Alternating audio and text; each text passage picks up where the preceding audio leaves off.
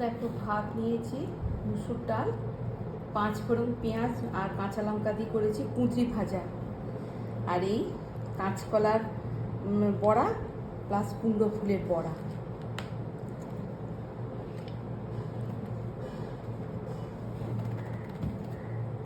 আর একটু গরমে না খেলে হয় না, একটুকুনি সর্ষে বাটা দিয়ে মানে আমের আচার বানিয়েছি দেখো, এই শুকনো লঙ্কা দিয়ে। এটা আর এক ধরনের আচার, একটু টক টক খেতে ভালো লাগছে। মাখবো এটা দিয়ে, মানে শান্তি লেগে যাবে একটু টক খেলে।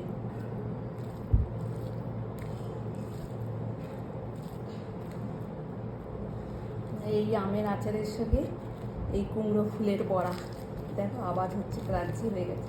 আতপ চাল বাটা দিয়ে করেছি তো, বেসম আর আতপ চাল বাটাটা বেশি দিয়েছি। দেখো এরকম করে খাও গাল গাল করে।